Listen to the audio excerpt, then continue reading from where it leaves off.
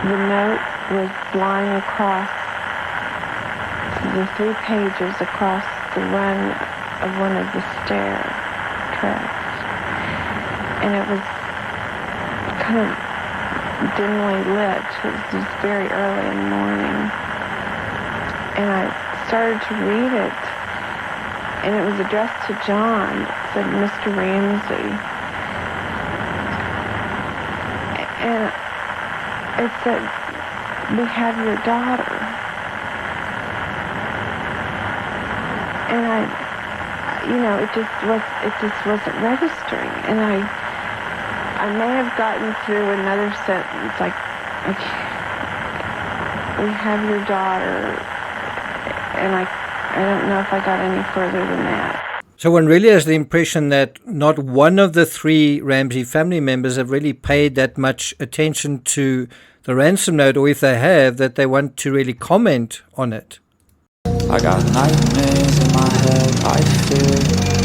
Thoughts build up until I can't feel. My mind fills up into a creature, and it haunts me somewhere much deeper. I got nightmares in my head.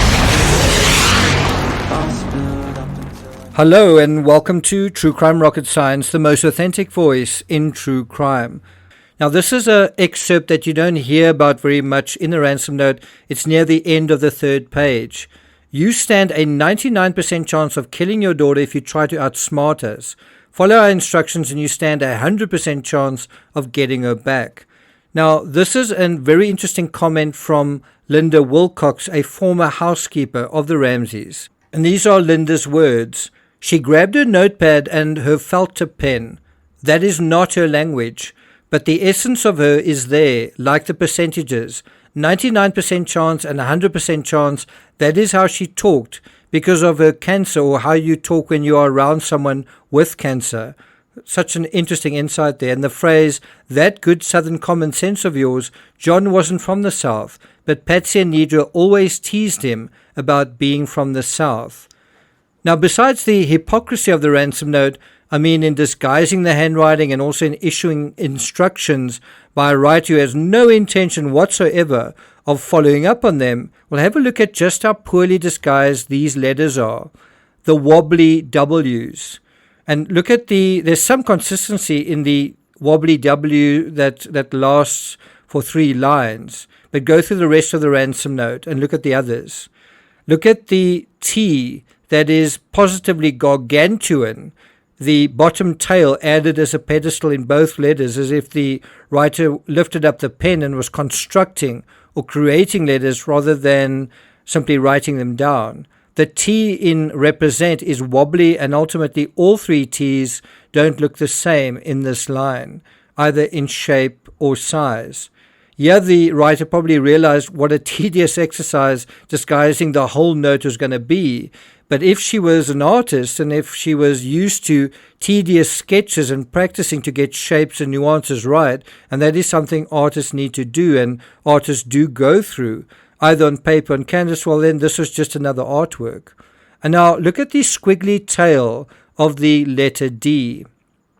And then in the very next line, the tail in the D in and is perfectly straight and perfectly vertical. The wobbly L's become steadier in each successive line, from will to bills again. Now, besides the evolution of the handwriting in the note, there's also narrative inconsistency throughout the Ramsey case. The order in which Patsy says she found JonBenet missing, then the note, then that she first found the note and then JonBenet missing. The outright denial of any sexual element initially, which has now transformed into an overly sexual pedophile monster who committed a violent essay. Well, that is something that is not borne out by the autopsy results. I also want to mention what I call the narrative hypocrisy of the Ramsey case. If the district attorney and the Ramseys leak evidence, and obviously this is to bolster their case and make the Ramseys look innocent, that's fine. If someone else does, they need to be investigated. And that's something Anne Bardach also highlighted in her interview. Also, if the Ramseys don't cooperate, and even the district attorney admitted to Vanity Fair that their lawyering up was odd and not cooperating, that was his words. He said, the fact that they do not cooperate is most compelling. right? So even he said that. Well, that's fine, but if the district attorney shoots the entire case in the foot, well, we're not going to talk about that. If the Boulder PD don't test or release evidence, that's a scandal. But if the Ramsey's lawyers prevent information from being released, clothing, bank and phone records, medical records, well, that's okay. And the note was turned over by the Ramseys, was it not? It was found there. Right. Patsy Ramsey reported on that morning that, well, she had actually two versions which are outlined in the story. She told police initially, according to police reports, the first time she said she went in to her daughter's room, found her not present, and ran down to the kitchen, and on the back spiral stairs found the ransom note laid out all 3 pages. Later she said that, in fact, she went down to make coffee at 5:30 and stumbled on the ransom note and then ran upstairs and found her child missing. So did you follow that? The question is, so the note was turned over, right? Meaning the pages turned over. And Bardak says, no, it was found there. So Patsy confirmed that she never picked up the note when questioned directly about it at the end of April 1997. Trujillo asks, okay, you pick up the note and start to read it. You go back upstairs to JonBenet's room. Is that right? Patsy, well, I don't remember if I picked it up or just leaned over and read it. I can't remember.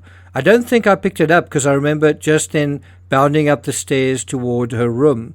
Now, this failure by the Ramseys to handle the note when it would be unreasonable not to shows just how much sensitivity but also overthinking went into trying not to leave a trail of incriminating evidence, in my opinion.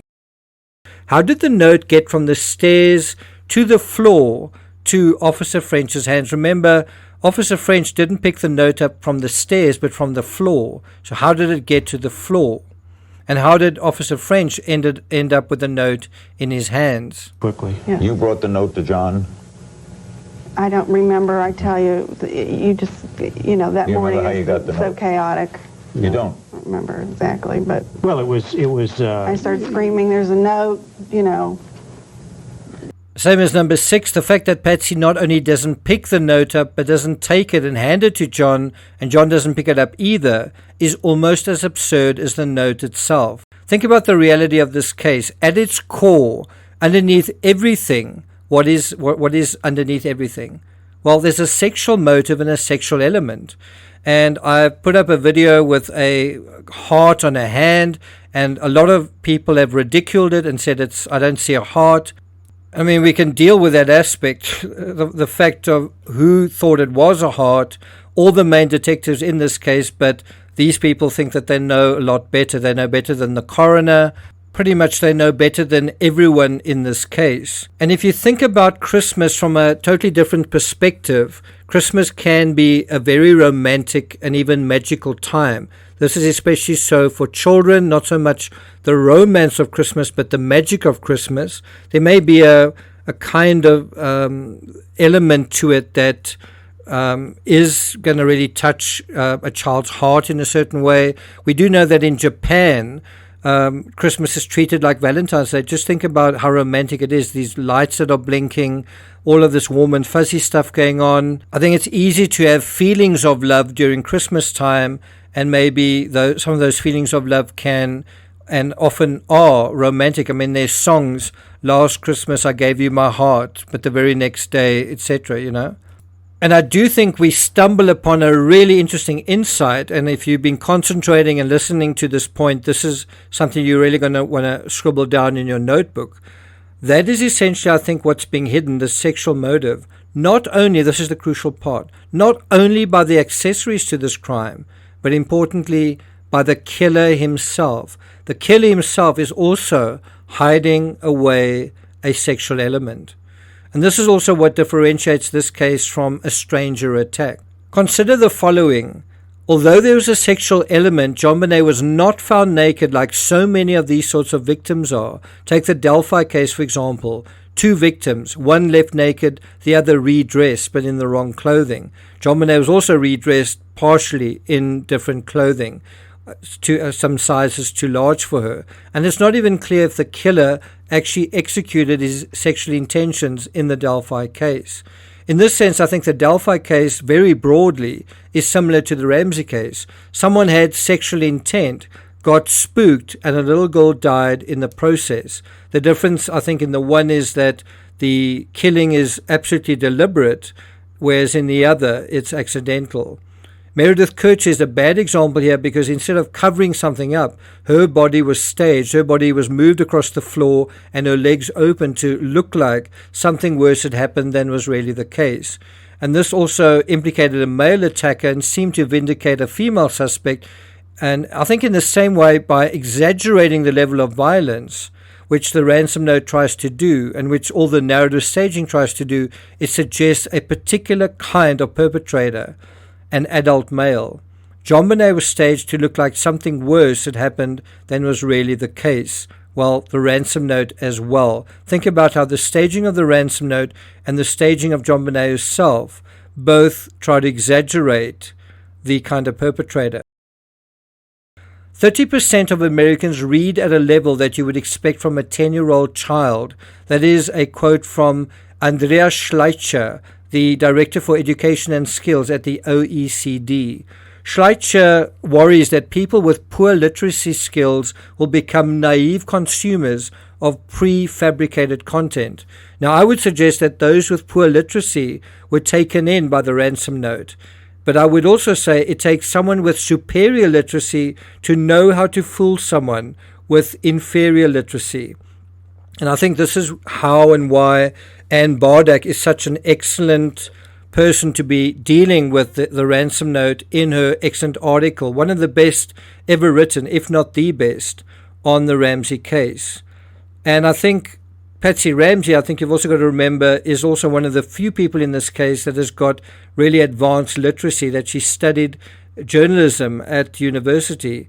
There's one other person that has that sort of level of language proficiency, and that is Bill McReynolds, the man who played Santa Claus. And I think we can in a way understand the whole Ramsey case through the ransom note, through this idea of someone with superior literacy fooling others with inferior literacy. And instead of literacy, think about it as knowledge of the case. So in other words, someone with a lot more knowledge of the case knows how to pull the wool over the eyes of those who are ignorant or don't have as much knowledge of the case. And this is why context is so important. The ransom note author tries to dumb herself down, but then slips up when she used the words like attaché. As much as we may ridicule the ransom note, I think it is quite impressive in what it's achieved. You know, those taken in 28 years ago by the ransom note, and this apparently includes the likes of Lou Sherlock Holmes Smith and FBI legend John Douglas. You know, those taken in by the Ramsey ransom note, those people are the future consumers of AI. Those are the future naive audience for fake news. And look how well fake news is doing in the modern era. It's just doing better and better. And increasingly, you know, more and more people are unable to tell the difference between fiction and fake reality and reality. And this is, you know, if you're still listening at this point, you can see the real value of this whole discussion, the real meaning about discussing something as old and tired as the Ramsey ransom note, because it starts to deal with our ability to discern the difference between something that is true, legitimate, authentic, and something that's not, something that is meant to manipulate us. Are we able to withstand these manipulations? Well, the Ramsey ransom note is a good analogy to all of that. And I want to end off by referring to an article from the Financial Times, which is titled, "Are We Becoming a Post-Literate Society?" In other words, without solid skills of your own, this is from the article, without solid literacy skills of your own, it is only a few short steps from being supported by the machine to finding yourself dependent on it, or, even worse, subject to it. Us becoming subjected to machine intelligence. If we're not going to become any smarter than we are, well, smart machines are going to start calling the shots, so we'd better be careful. The Ramsey case proves just how easily or how easy it is to become subject to the machine of misinformation. Thank you for listening, and I'll see you guys next time.